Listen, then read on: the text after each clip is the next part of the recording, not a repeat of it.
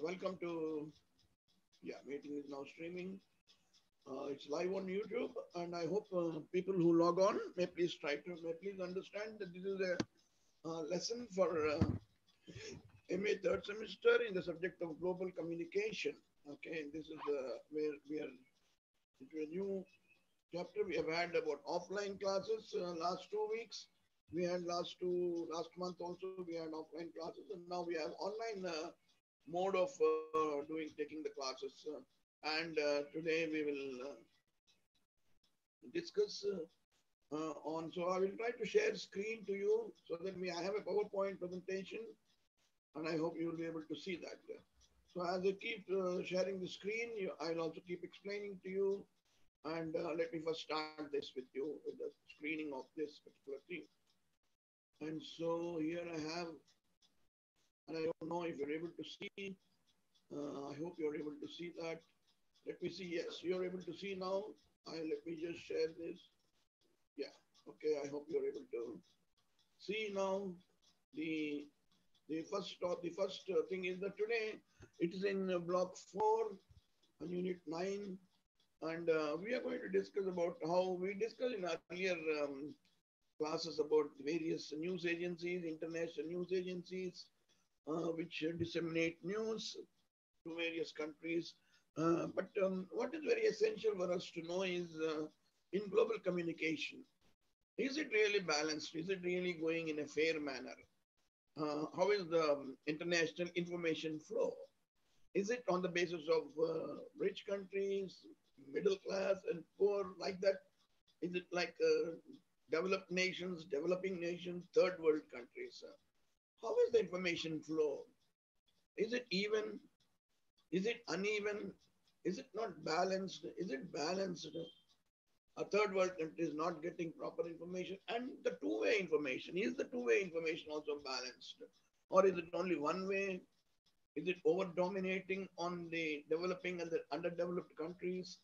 Are West and the developed nations like the US and the Western countries dominating in this way of information flow? So does actually jeopardizing the global communication, the entire global communication. How is it going? That's very essential for us to know. So with this lecture of from 1 to 2:30 will constitute the way we are having imbalance in international information flow. We will also touch upon what is the recent happenings that are taking place in Russia and Ukraine also. We know that what's happening there. And we'll try to see how is this information flow affected in the overall global communication scenario. So we'll first to know about this. We first need to know, what we mean by the first world. So we are going to try to see in this unit, we are going to refer to countries from Western Europe and North America. Western Europe and North America, how these countries actually try to, exercise their power over the world. All of us know that the West world consisting of from Western Europe and North America, how they colonized every area of the globe. They have not left, maybe very few countries might have not been colonized. If you Google, you'll be able to know, type what are the countries that were not colonized. So they had, because they had the advantage over the other countries. So they maintained this power. In the beginning, we are talking about the historical scenario, as you can see in the slide, how they had advantage over the other countries when it came to raw materials, technology, in all respects, how they tried to, have superiority over the other countries. So if you know that, how they built their empires in Asia, Africa, and Latin America is that area, Argentina, Brazil, and all those areas, for instance, Latin, how they actually built, how they occupied these areas, how they tried to derive profits for hundreds of years from these countries, and how they used to sustain themselves and to spread their political tentacles, machinery. So, how to dominate politically, how to dominate economically, how to derive benefits from these countries in all areas, how they tried. So when they tried to show this supremacy, it was called as hegemony. Hegemony of European powers, you know, used how they use the communication technologies, media also, to influence through international news agencies to not only to enhance their power globally, also to westernize the entire world. They wanted the entire world to follow a particular pattern, uniform pattern. So they were trying to tell the world that they are the supreme and everyone should follow them. And as if, nobody else have their own, as if the other countries do not have their own identity, do not have their own significance in their own way. That is one thing which the Western Union nations did not realize. So there was something, as long as they were powerful, they were trying to be hegemonistic. It is trying to be very authoritative, very imposing on the third world countries, and it came even to communication area also because they were having they were possessing the technology. They were having all the resources. I know from the West. So they tried to expand, and they wanted the other countries also to have this technology, to have this facility. But at the same time, they wanted their philosophy to be enforced on these countries. So, in other words, the third world countries, which were very protective, they had a closed market structure because they wanted to develop in their own way. They didn't want to imitate. They wanted to have their own identity. They wanted to have their own recognition. They wanted to have their own, you know, their own lessons of business for themselves. They didn't want to imitate. So, so this is how actually the communication technologies were not really welcomed by the third world countries till such time. Then, when they realized that information is after all required, flow of information is needed for one's own benefit, for widening the horizon of our thinking, our wisdom, and everything. So, what is that they tried to do? In other words, powerful communication technologies were introduced by the US during the Cold War propaganda to spread to curb the, what you call it as the spread of communism, that Russia, China, and these people. So they wanted to stop that because these countries were democratic. So that four news agencies came, which are still dominating today also. Open any newspaper, you will get a news story from United Press International, known as UPI. You can get it from Associated Press, AP. So open any newspaper, Hindu or Express, you will find a small capital letters AP or UPI or AFP. It is known as Agency France Presse and Reuters. So these are the four news agencies which are very capable of, which are capable of what is known as spreading the information, disseminating news. We have also CNN, NBC, National Broadcasting Corporation, BBC, British Broadcasting Corporation, and Star, majority networks also. The entire world depends on information because they have all the facilities. They're private in nature. They're absolutely business-like. They are corporate bodies. They have high-power radio transmission facilities. They have links through satellite. So they have all these facilities which enable them to communicate. So, in other words, actually what happened was that the world was polarized. Polarized means they amalgamated. Then they slowly felt that we should not differentiate anybody with the first world capitalist nation on one side and the second world communist nations on the other side, which led to the Cold War. The Cold War period was very, it saw heavy investment. So they wanted to have their own communication network, their own satellites.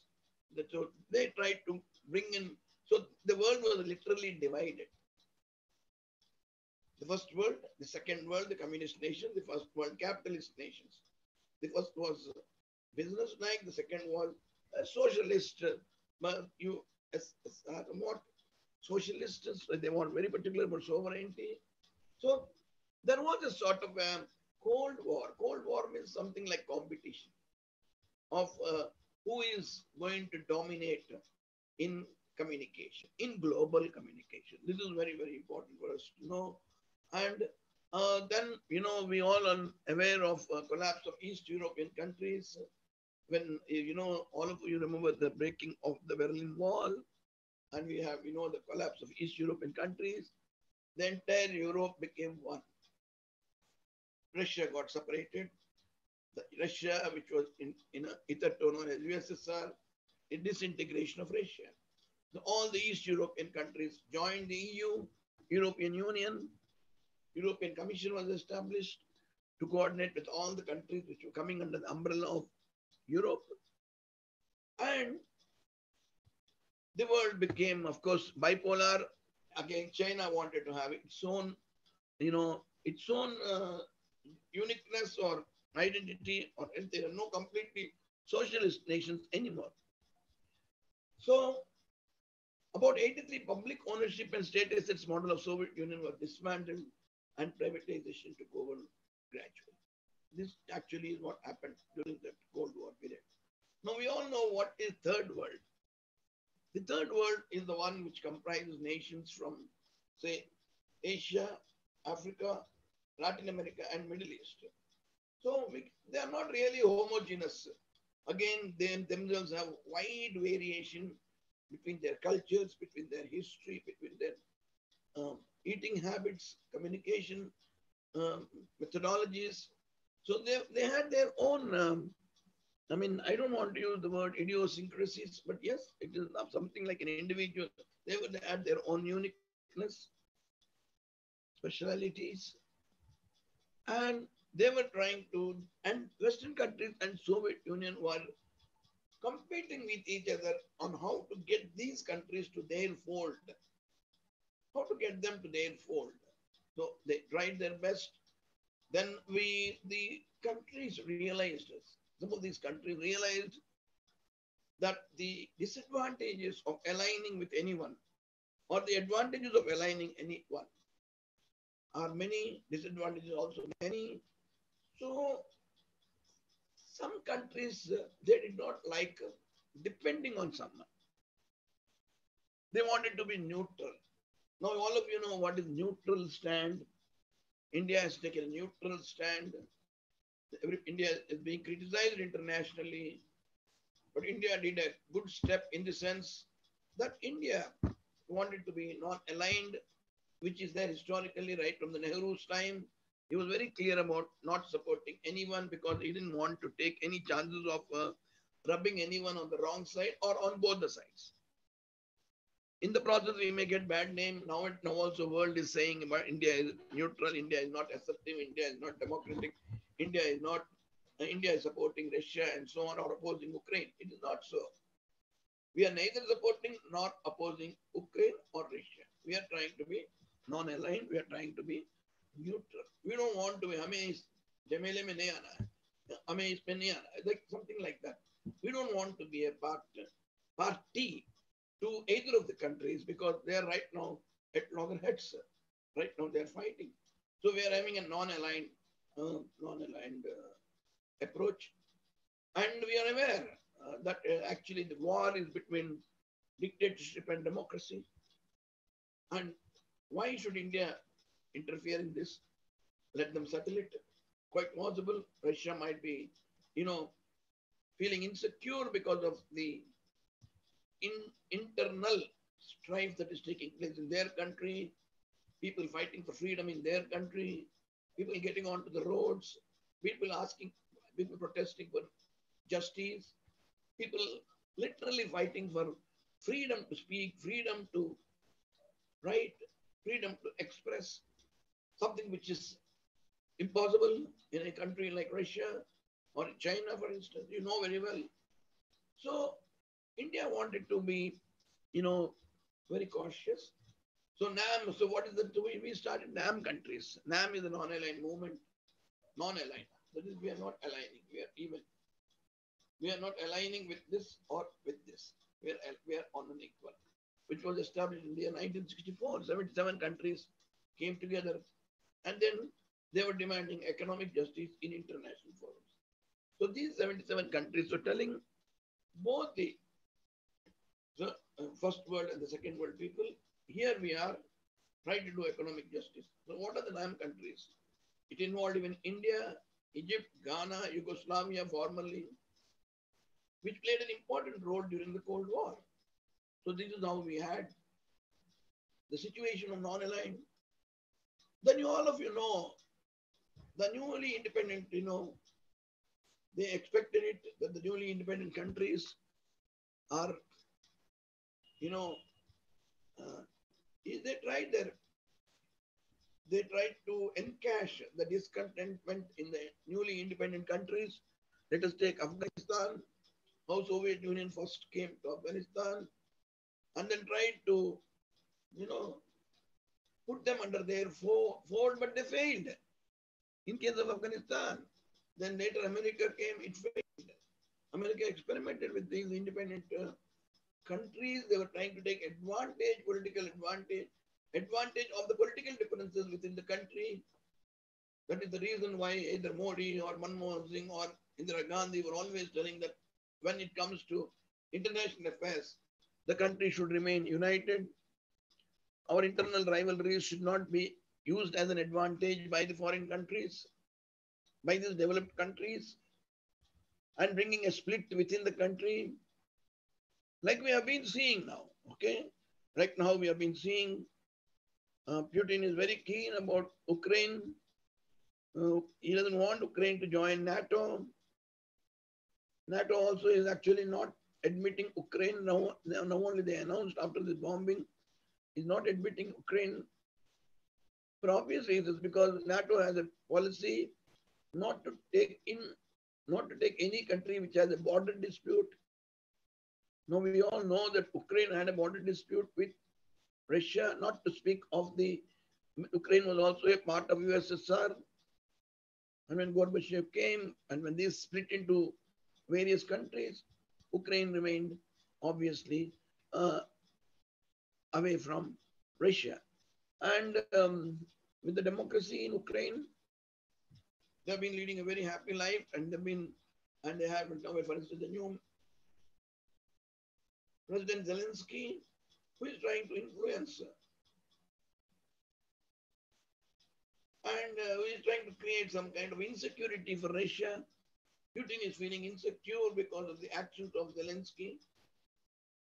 So obviously he wants to protect his country, and he wants to do what he can do in order to protect himself and make himself safe in his own country. That is, he's feeling like that.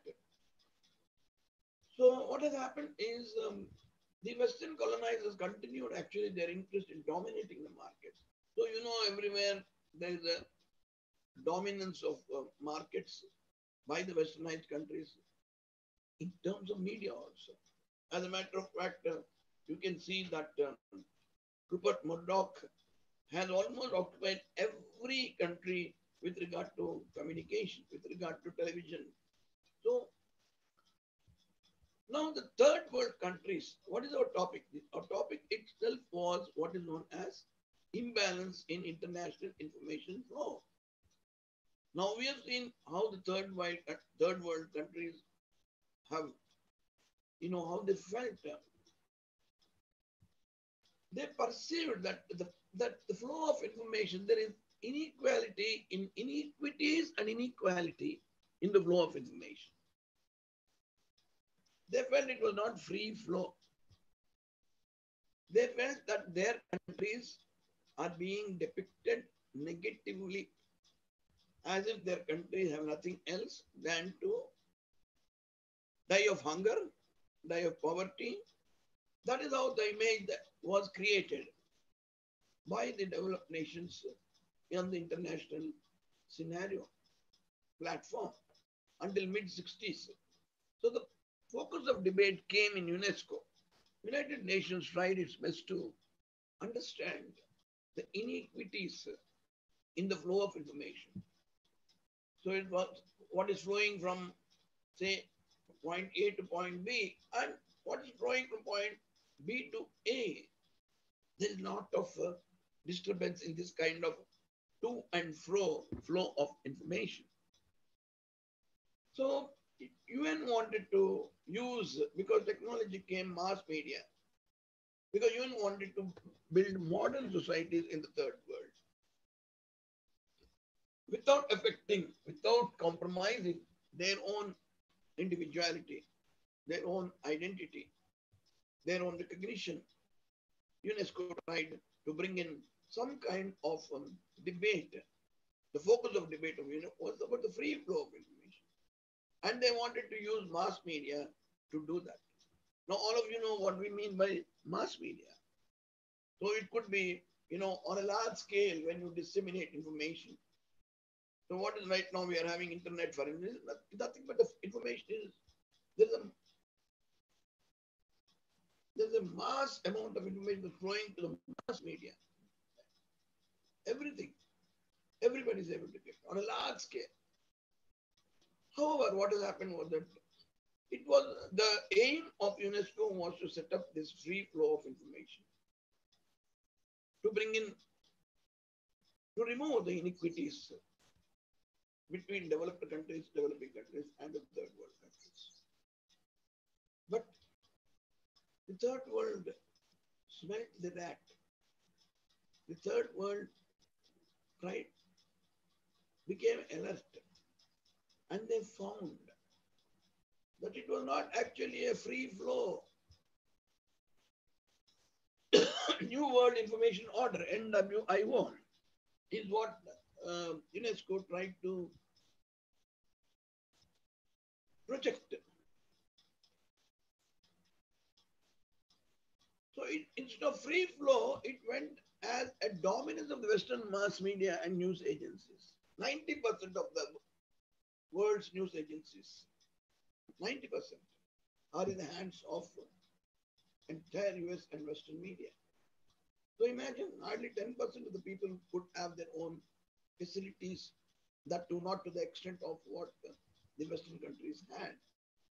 So the Western press and the Western news agencies were trying to dominate culturally, and it became a sort of imperialism by the other countries. They felt that something is going wrong with the way the information is flowing, with the way the information is trying to change the perception of people of the third countries, whether it's culturally or philosophically or whatever you call it, you name it.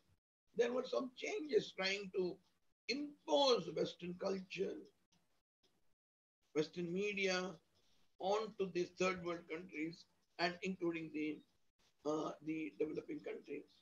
So Western control, it again was some kind of a colonialism. They felt that this is another new way of dominating the third world countries. Earlier, they were invading, occupying, colonizing, like how Russia is right now trying to do in Ukraine. Earlier, it was like that. Something like, Dadagiri, Gundagiri, they come and dominate. That's how they formed. They could, colonize most of the countries. Now, the third world, after it smelt a rat on the way the information is flowing, they felt that it is really directly threatening the national sovereignty of developing nations. So try to visualize, I can give you one example. Try to visualize if American media tries to poke its nose and place politics within the country. What is happening is that it is one kind of colonialism. It is trying to encash perhaps the differences which we have within the country, because we are liberal democracy. We have everybody right to speak, right to dissent, right to do anything. We have freedom of expression also. But Western control, suppose, tries to do, the third world felt there is some threat to their sovereignty itself. Sovereignty itself. Now, what are all the issues in international communication? What are the problems? What are the main points that are responsible in free flow of? So one of the issues is free flow of information. That's a major issue in international communication. Let's go back to our thing. What is that we were discussing? Let's go back to our title of this lesson, Imbalance in International Information Flow. Now, let's come back to this. And what we try to do here is, what are all the issues which are problematic as far as global communication is concerned or international communication is concerned? One of the issues is free flow of information. Is the information free flowing from point A to B, point B to A? No, there is a big no. So, now free flow of information means what is that? The concept is to, it was actually, the idea was to spread Western liberalism and capitalism. It was created with a good intention, unrestricted flow of information.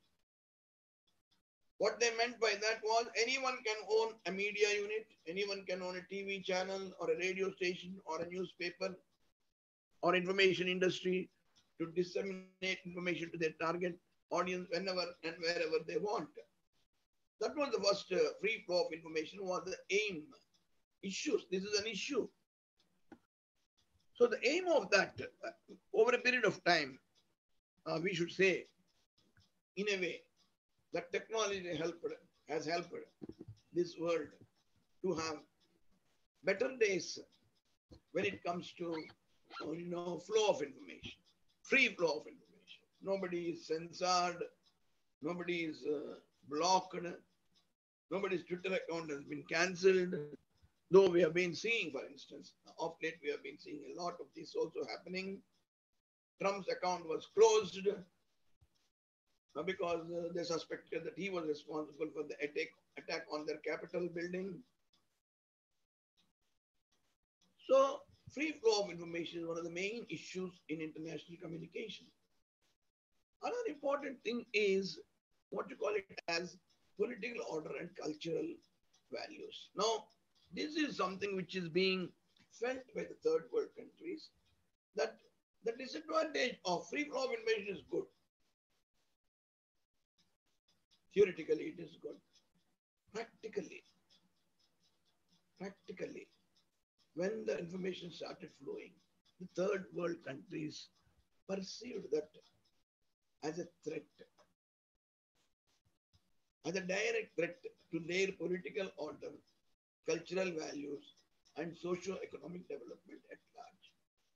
So these countries which were trying their best to grow, develop on their own, this free flow of information became a stumbling block for them because of open criticism, open appreciation, and people trying to take advantage of this information flow and affecting the sovereignty of the country, in addition to disturbing the political order, trying to amplify certain things. So depending on their interest, the West tried to influence. The West tried to influence the opposition people or the ruling people, as the case may be, in the way they were trying to dominate. The third world countries perceived this as a threat, as something which is disturbing their cultural values and socio-economic. So trying to criticize your cultural value. Even today, our country, I'll tell you in the coming slides, still it's called as the country of snakes, country of superstition, country of blind beliefs. But nobody says India is being perceived as a great country.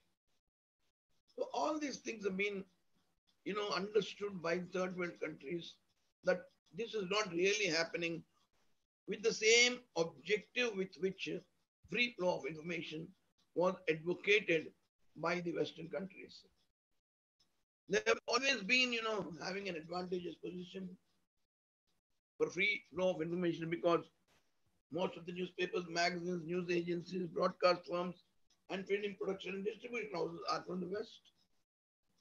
I gave you the example of Rupert Murdoch. Foreign direct investment. Now, many people say in India also, most of the channels are run by foreign countries. A good number of newspapers get money, magazines, news agencies. So there is always a criticism on this end also, on this front, about, so this is another kind of imbalance of information, imbalance of international communication, information, imbalance in international communication. So these imbalances need to be, set aside.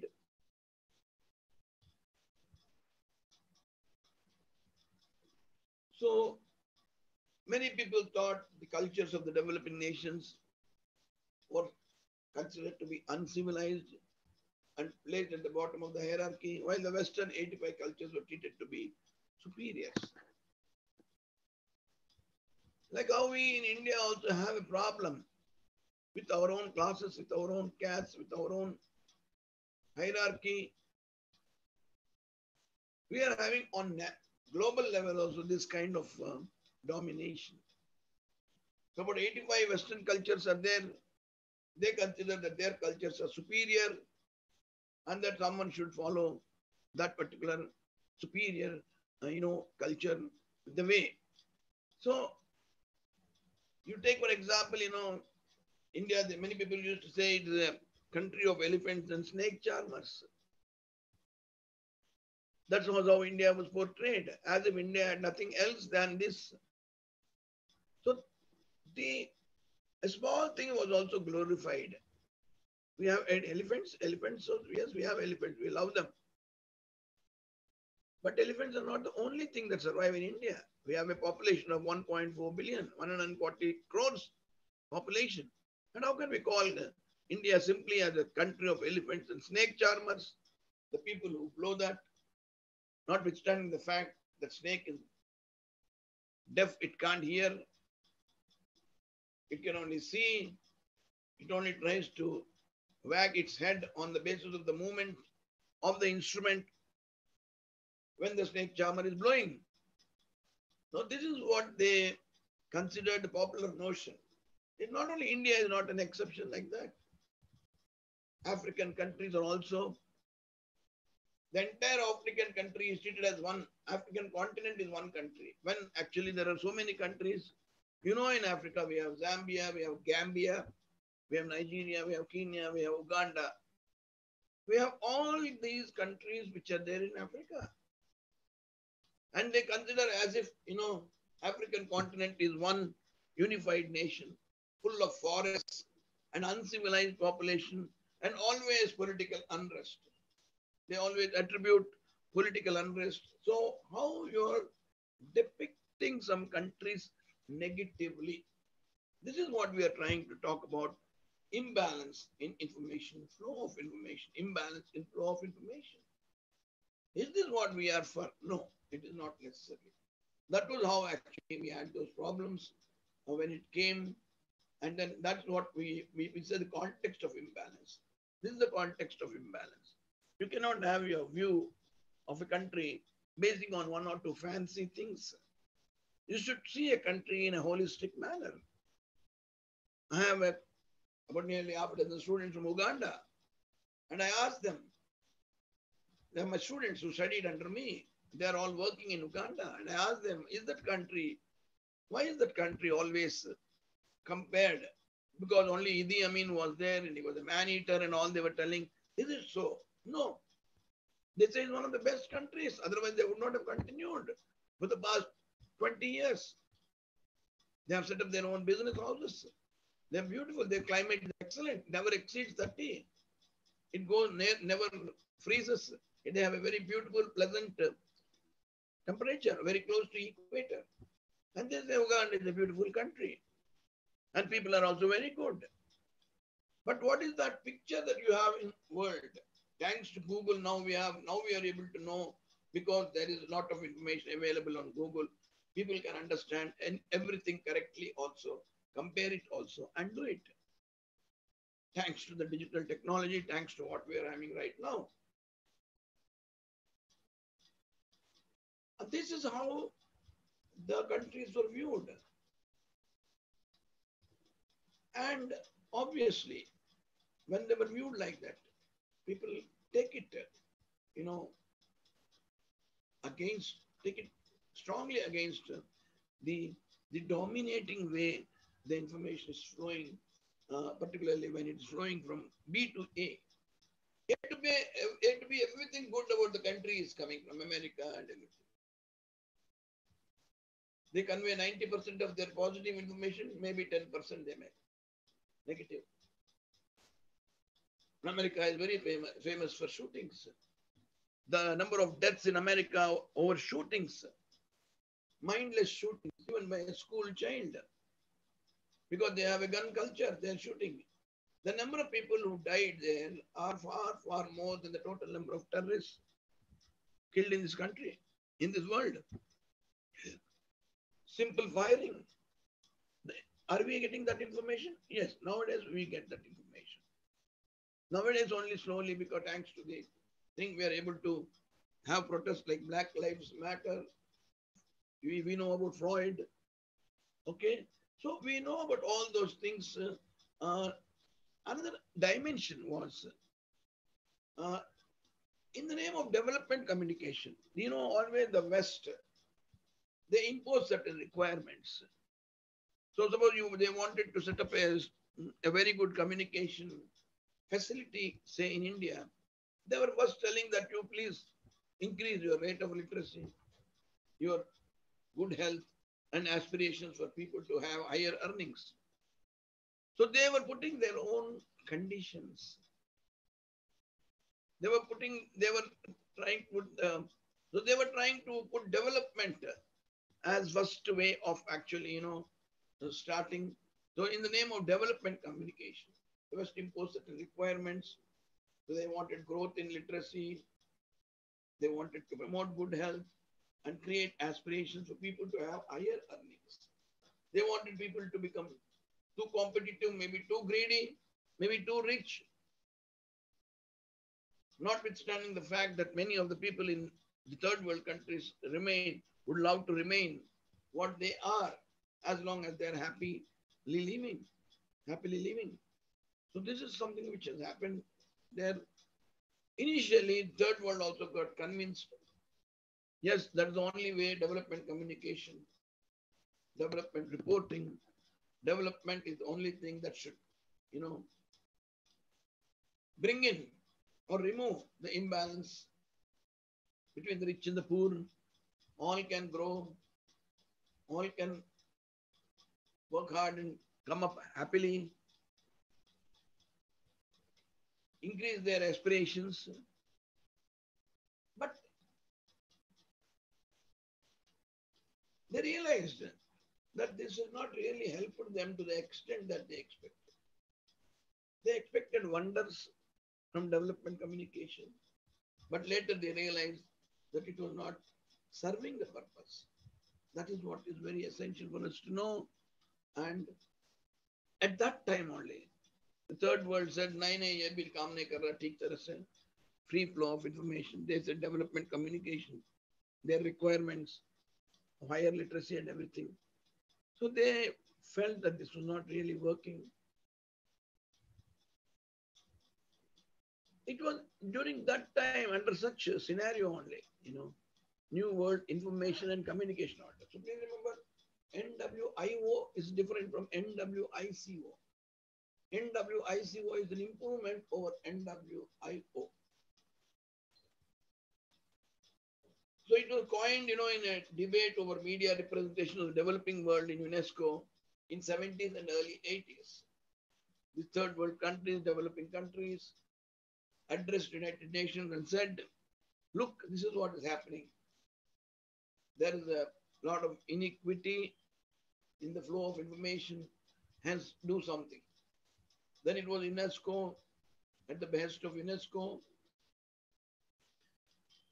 This was actually coined or rather brought into effect by that great Nobel Prize winner, Sean McBride. There was a McBride Commission appointed exclusively to study the concept of NWICO, the objectives, the role, and the results they are expected to produce. So McBride went deeply into this, and with his team, he produced a report titled Many Voices, One World. So what he ultimately said was many voices, one world. It sounds very nice, very encouraging. The whole world is like one family. Modi often says, Vasudhaiva Kutumbakam. What he said is the world is a family. Many voices may be there. In the family also, the father, son, the daughter-in-law, they don't agree with each other. They may have ideological differences. So that is what McBride said. Let them have their differences. Let them have their own voices. Let there be many voices. Let there be a voice from each country of 210 or 220 countries in the world. But let us realize the fact that we are one world. So that was actually the aim with which they started. This nowadays globe is called a village because of the way the communication has developed. So that is how McBride actually came up with the slogan of many voices, one world. So that's how NWICO was formed. And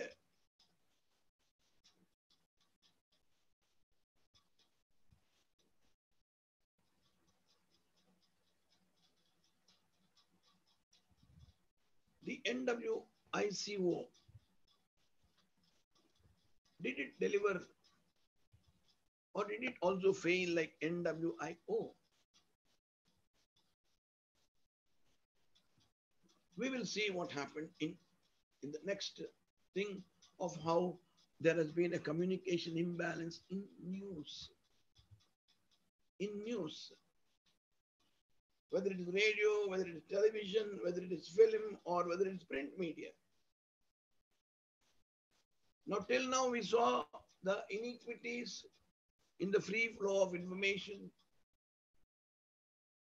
the merits and demerits of free flow of information.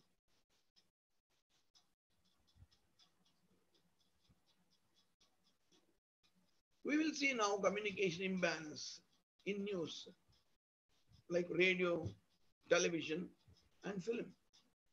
Now, all of us know that 90% of the printed news across the world is coming from these four news agencies, like AP, Associated Press, UPI, United Press International, AFP, Alliance France Presse. It was earlier known as Havas, and Reuters. Some of the oldest agencies about which we studied in earlier units also, various news agencies. And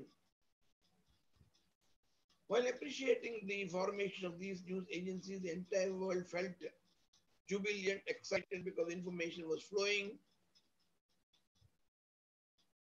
in large quantities at higher speeds, and people were getting information of all kinds. But the third world countries, they realized actually that these four agencies which were dominating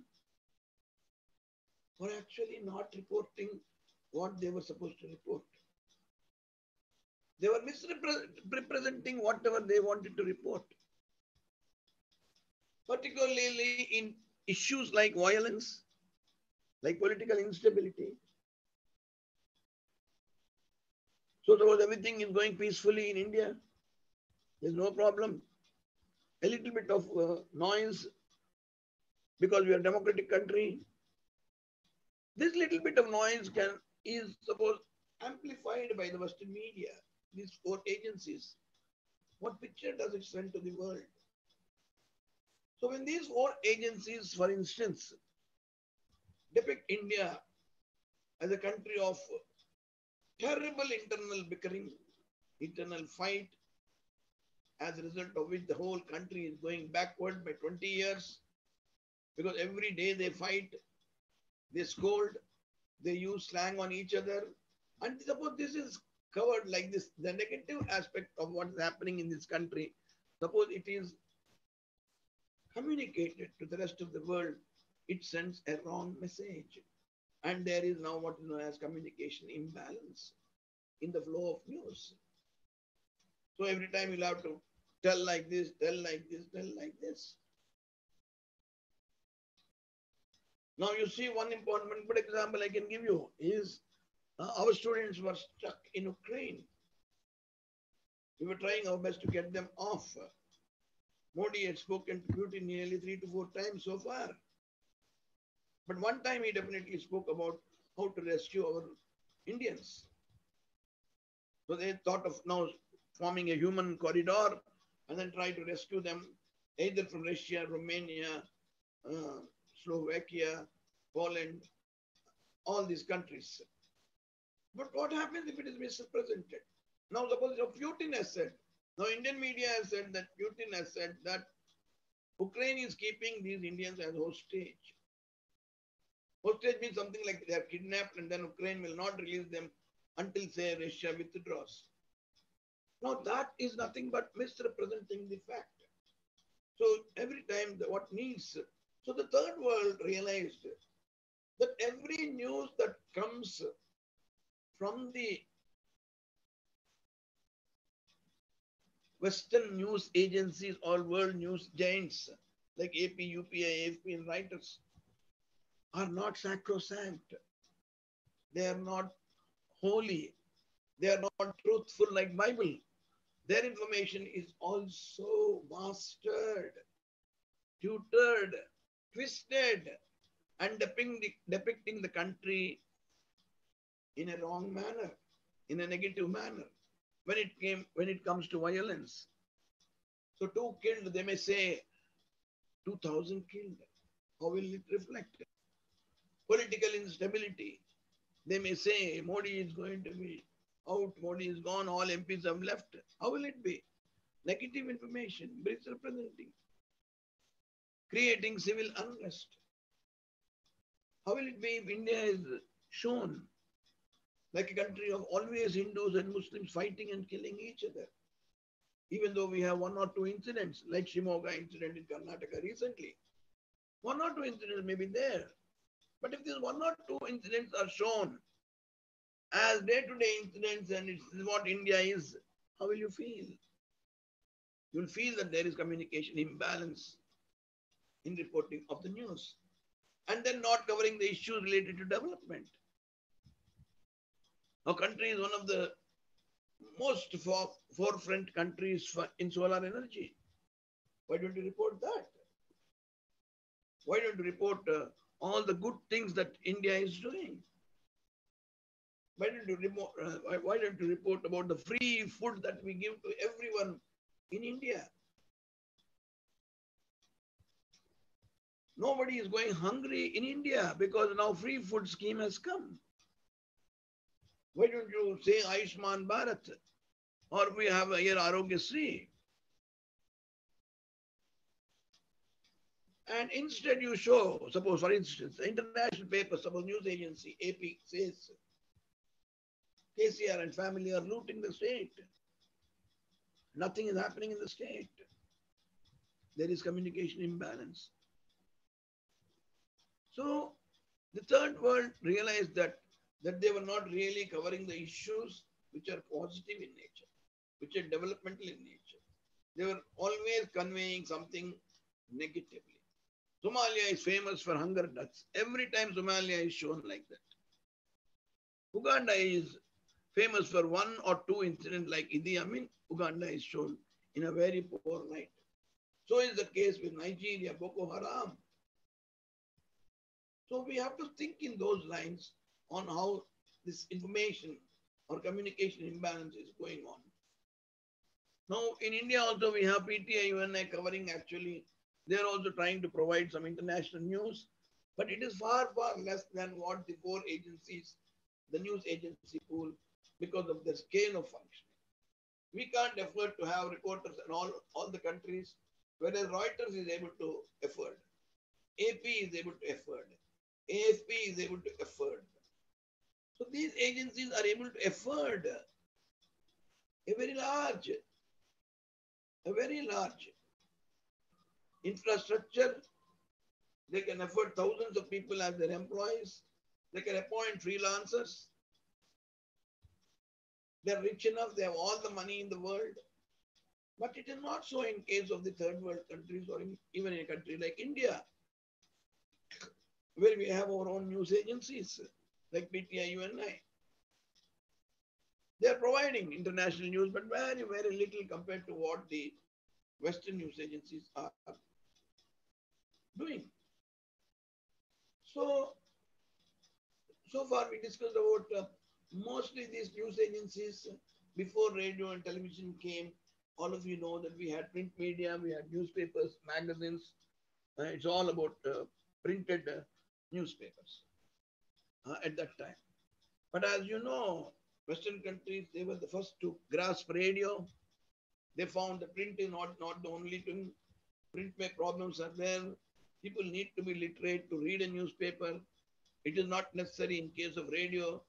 Literate or illiterate, anyone can listen to radio.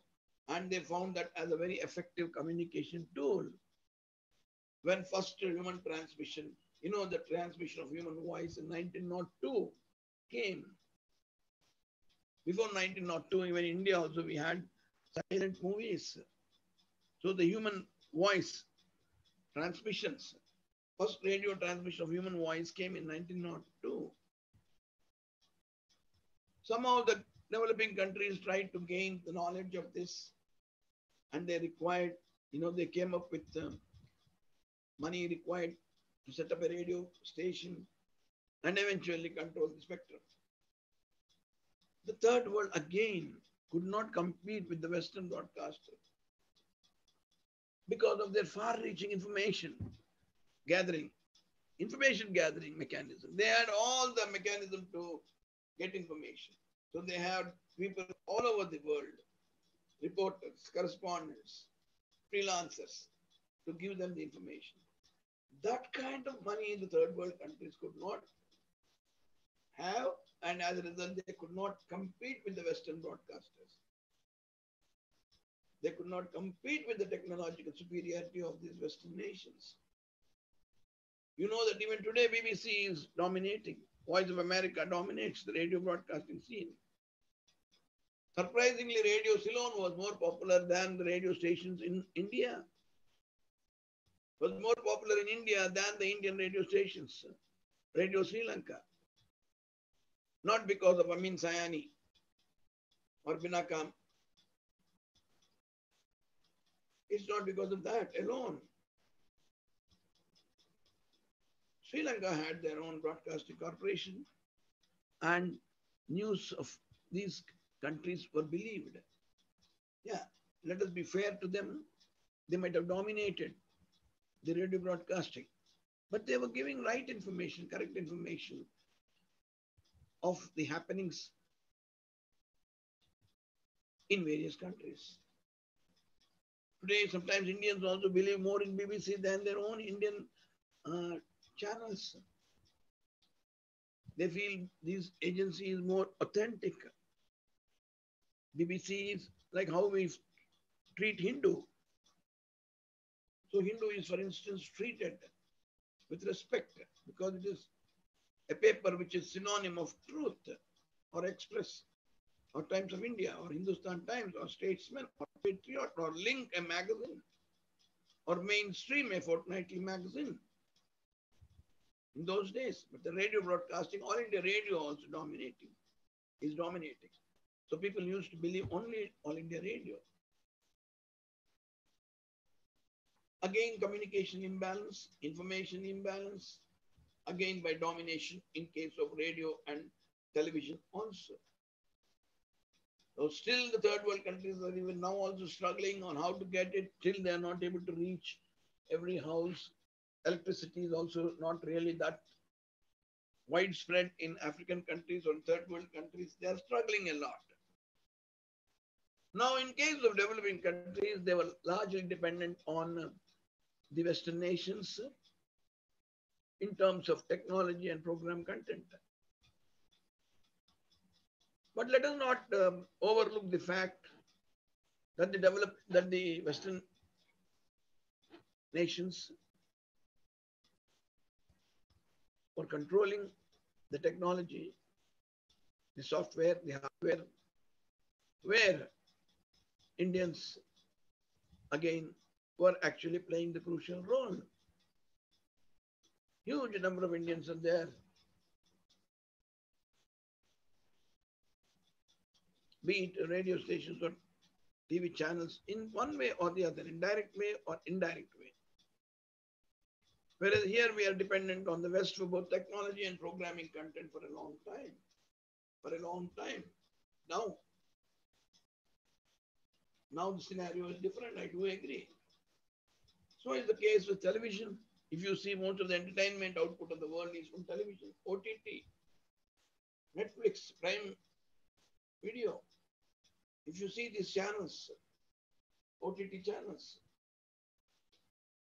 we are all dependent on this for our entertainment. We're paying a lot of money for that. So whether it's cable television and now digitization of television. Now we have LED televisions, we have smart televisions, we have televisions which are hooked to computers. We are able to have remote way of actually, operating a television. Television has completely undergone a sea of change in terms of its quality, transmission, maybe content, and how to satisfy, mostly in the entertainment industry, if you see that. So we are able to see how the imbalances have been taking place, how BBC in case of radio and other things, and now digitization of televisions also is what is happening right now. So we have so far discussed, we have Satish here as a participant, I suppose. Satish, are you there, Mr. Satish? Are you able to hear me, what I am trying to say? Anjay Talka is there. Anjay, wait a minute. Okay, let me stop sharing. Mr. Anjay, are you able to hear me? Are you there? Or Mr. Satish, are you there? Can you please talk to me? I think you may not be there. I don't know whether you're there or not. Sir, we are hearing, sir. Unable to talk, sir. We are hearing, sir. No need. You are able to yeah, hear me? yeah, sir. We are hearing, sir. Yes, sir. Okay. Are you in YouTube or are you here participating? Sir, yeah, we are participating, sir. Okay, right. What about Satish? Are you there, Satish? Good afternoon, Satish. So are you able to, you have any questions so far, Anjaya or Satish? Can you please tell me if you have any questions so that our other listeners and viewers will also benefit from your questions or maybe from the answers that I give to your questions. Do you have any questions, Anjaya? You're daily reading newspapers, Anjaya? Sir, no question, sir. No question, sir. Yeah. Yes, sir. Okay. Yeah. What about Satish? Satish, are you there by any chance?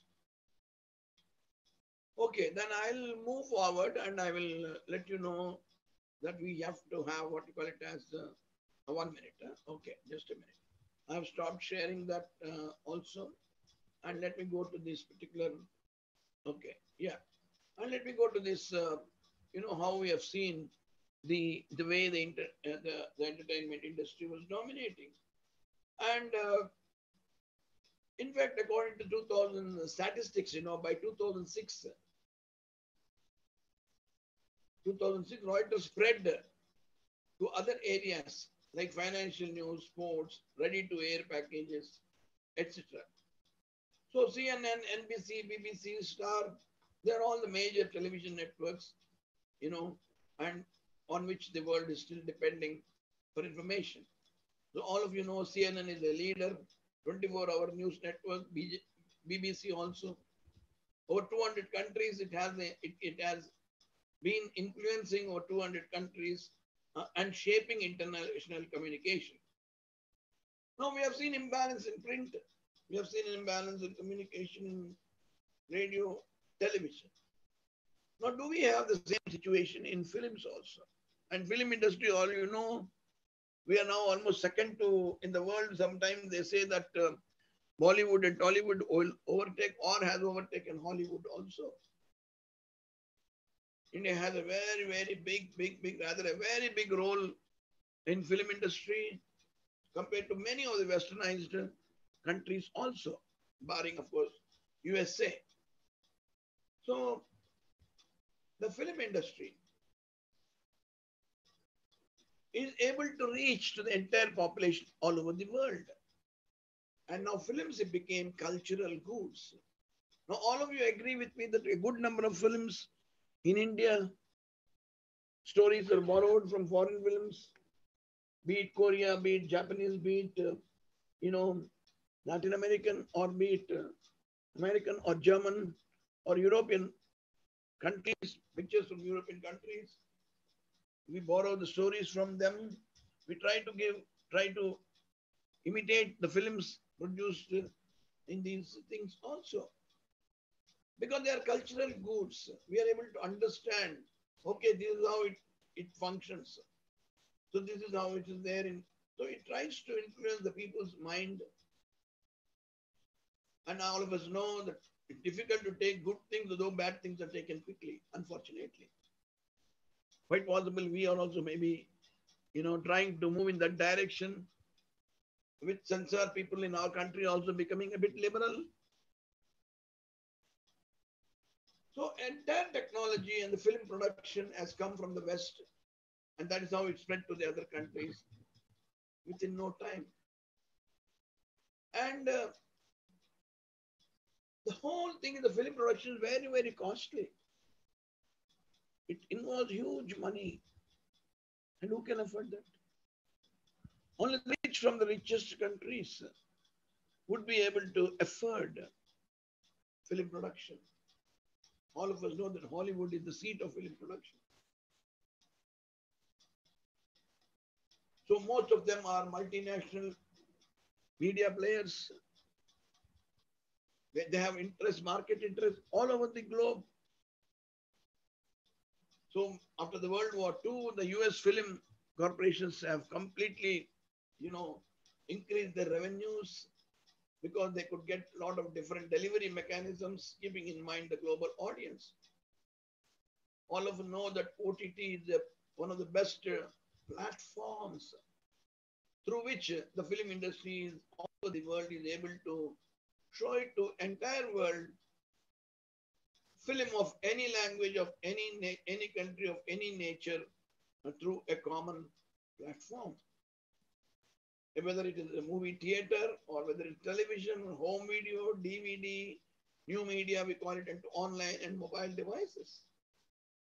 When one can watch a movie in a mobile phone. So we are having this kind of a situation. And again here also,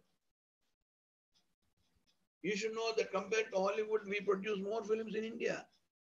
But outside India, these films are not popular.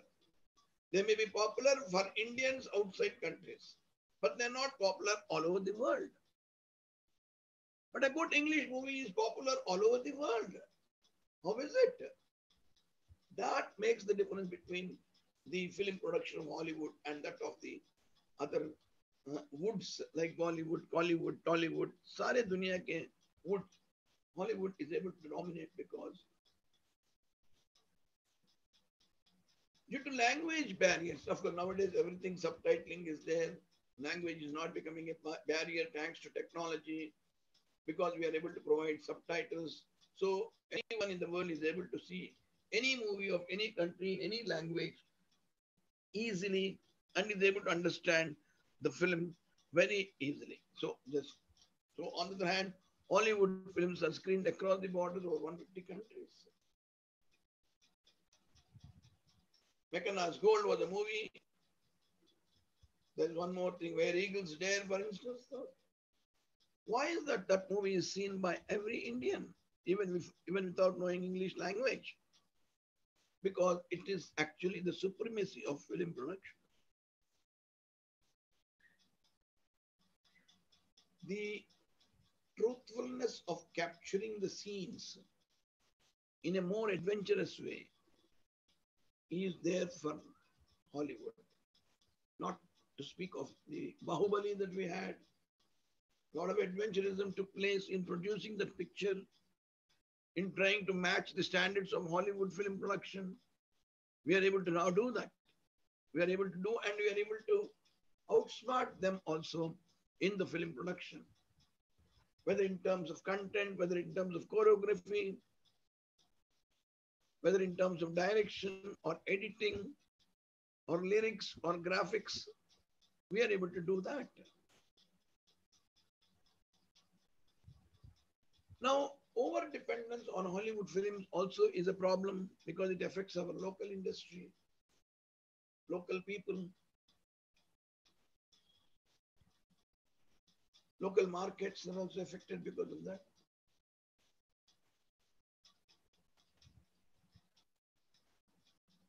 Third world people are not getting the entertainment from Western countries, but they're receiving the Western culture, Western way of life, culture, and are packaged and sold to them through films.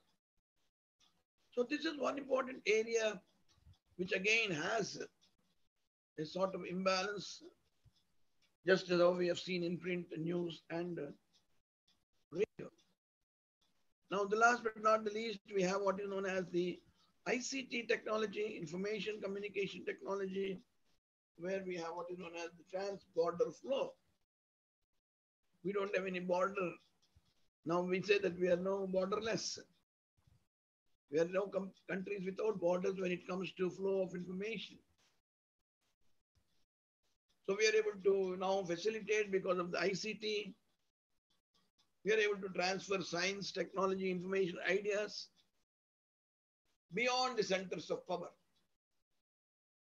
I don't need the permission of Putin if I want to get in touch with a scientist in Russia and try to share some information which is going to do good for the mankind. It is able to keep me closer to people, to the scientists, to the engineers, to the doctors. So I can have an international consultancy through technology. I can contact a New York Sloan Kettering hospital or anyone in that, and I can get my heart checked by being in India and he being in America. He need not come here, I need not go there.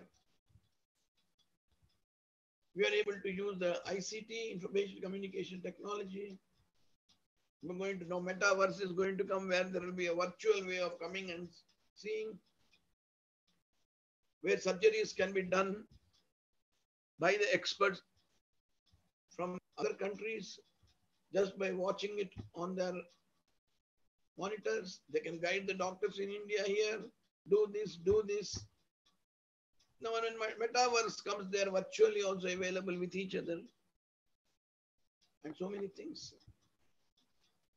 So we don't have any barriers now because of information communication technology, the trans-border flow, not confined only to communication.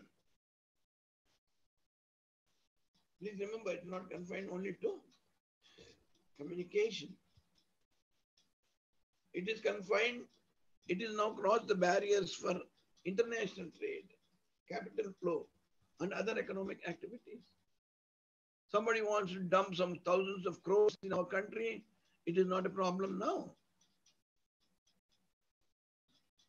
And vice versa. So we are having literally a global virtual market also, cashless currencies, digital currencies, and now Bitcoin, blockchain. So please remember that MNCs, multinational corporations, TNCs, transnational corporations, are able to conduct their business and transfer huge amounts of money without any problem.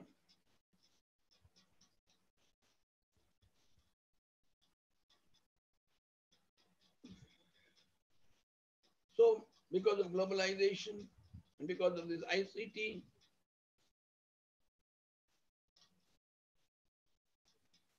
information has become very easily available, cheaply available.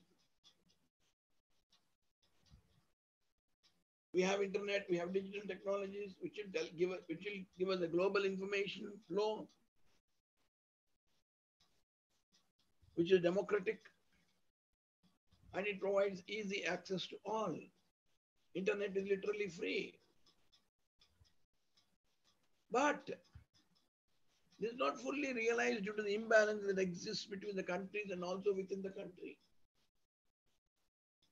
There is still imbalance of in the flow of information. Let us take India and China, India and Russia, Russia and China, and within our own country.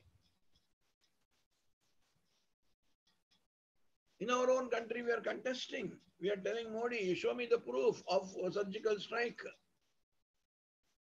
He's trying to show some visuals. But these people are saying those are nothing, they are not correct information. So there are problems within the country, between the countries. But another important thing is that in a country like India, though we have ICT, we have a digital divide. Only the rich and those who can afford can access, can have digital access. What about those millions, crores of people in rural areas who are just having a bulb, one bulb in their hut? He may have a cell phone. Nowadays, of course, mobile technology has improved, but he is not able to catch up with that particular technology. There's a digital divide. He may have a Nokia phone, he may not have an Android phone or an Apple iPhone, so that he can access the entire world. There's a digital divide in a country like India, where we have rich and poor divide. And this is one thing which we have to be very conscious about. So how do we view this ICT? Please remember, it is again dependent on socio-economic status, your economic growth, your levels of democracy, and then only the spread of this will be there, spread in the use of these technologies. That will be there only in such situation. What is the use of, we are having technology now, we are able to, India for instance has ICT, we have very good technology, latest technology.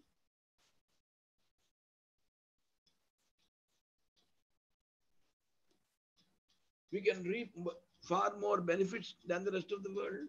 But what is important is we are missing the point.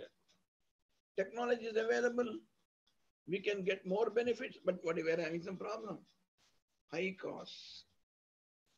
So I need 50 to 60,000 to buy a laptop.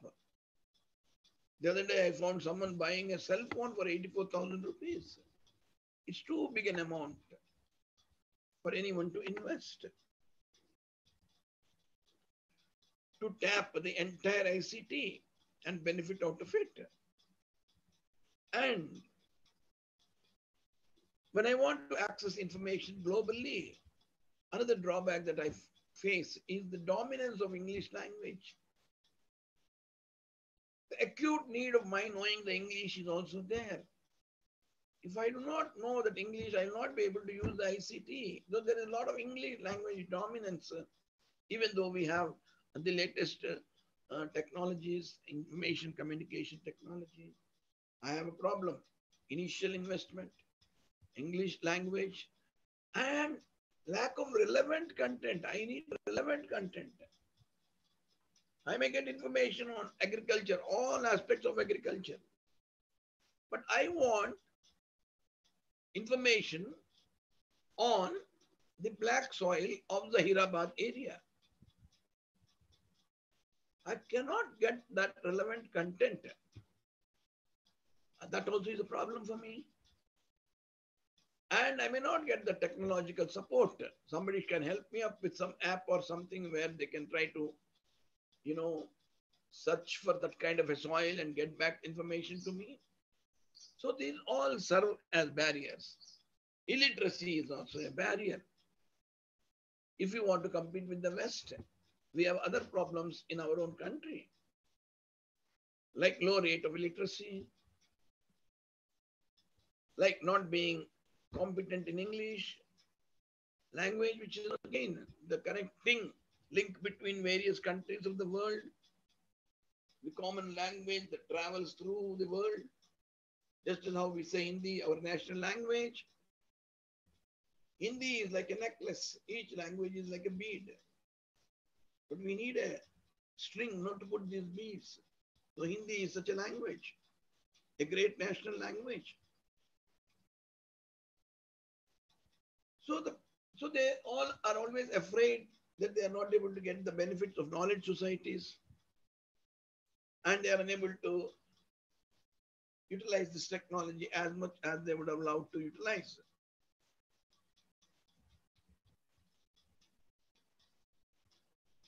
But at the same time, in some countries,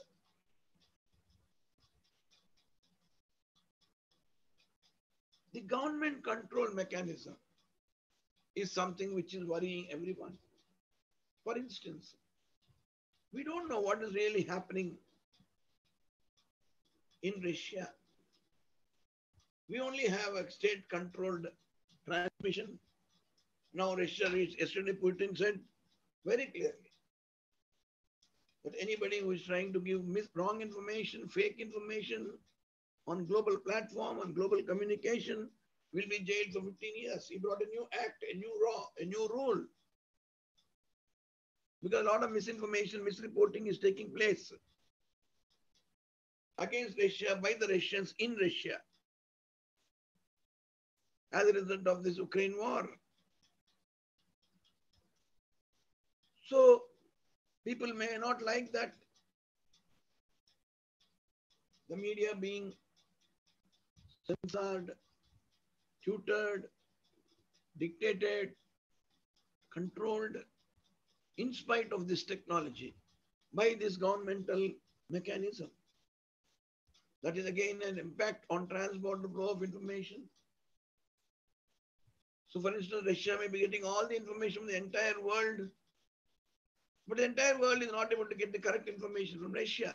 That is the imbalance, that's all. In spite of having all the technology. Russia blocks Facebook, Twitter, WhatsApp, everything. They have their own facilities. What will you do? So, in other words, this has helped us. The digital platforms helped many people who are not able to access information to express themselves and have new identities. There are countries which have been people from various countries who are in a position to express the problems and get help because they were able to express through various social media platforms, through the digital platforms. They're able to get access and without any censorship. So please remember the global communication, which we are now, our subject is that, is actually changing the paradigm of international relations. Whether it's economy or whether it is trade, we are able to know well about the product. We are able to sell the product in a better way. We are able to export, we are able to import. We are able to do everything now. You are one of the best examples is Amazon. As you know, how the communication technology is able to help the Amazon to Bluetooth mode. How the communication technology is able to help them, and so on and so forth. But the third world is still worried because there are still some gaps in the way the new ICTs are getting proliferated and spread all over. And still the Western countries are able to play their role in blocking or in slowing down the social and economic development in third world countries. So the third world countries are also worried about the way the transfer of technology is taking place. Everything that is updated, everything that is outdated in Western countries then comes as a new technology in the third world countries. discarded technology comes as a new technology in third world countries, which means the West will always remain in the forefront in the race one. But if the same technology is available in the third world countries and both have fair play, then really that would be far better. So there are potential negative effects of imbalance in the spread of ICT infrastructure. Now we have seen in the course of our 1.5 hour lecture, what we discussed today is that we discussed the imbalances in international news and information flow between the developed and the developing third world nations.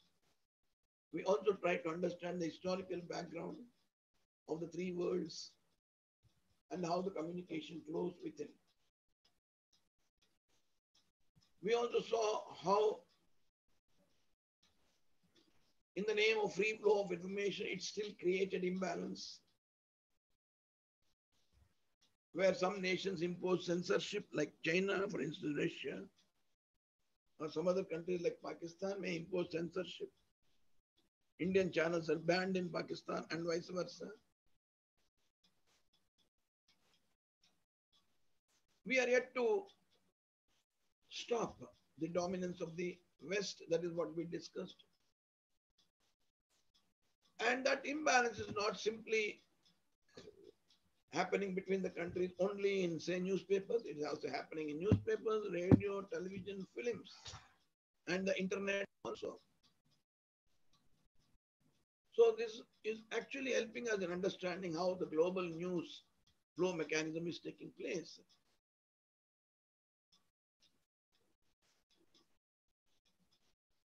We have seen after Cold War and with the globalization and emerging new technologies, this has further extended. This imbalance debate is still continuing. In spite of ICT, in spite of so many satellites in the space, in spite of access to internet all over the world, at every remotest place also, but we still see that the imbalance is still there. The imbalances across the countries also, within the country and between the countries. So there is still a need for us to understand this international information flow from a larger perspective. So we have these things.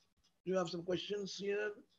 So you must be able to describe the context in which the third world countries face the imbalance. You must also define what is free flow of information, how this ideology can cause imbalance, how do media products, from the West affect the local culture in third world, how they threaten the very existence of third world in terms of political power, in terms of culture, cultural differences, all those things. So what do we mean by first world? Countries from North America and Europe who were the industrialized and major colonial powers. What do we mean by the second world? Countries that follow communist and socialist ideology to run the affairs of the state. What is the third world? Developing nations which are earlier under the colonial power in Asia, Africa, and Latin America. So you know what is UNESCO, what is NWICO, what is ICT. We have given a good list of things here. And with this, we are coming to an end of the class. And thank you all for your patient hearing. And thank you, Anjaya and Satish Sir. So I'm winding up a couple of minutes before, as I have to leave now. And thank you all. And we will meet again tomorrow at 1 o'clock in continuation of our class, hopefully. Thank you very much, Anjaya, Satish, and the host. And I'm now leaving. Thank you.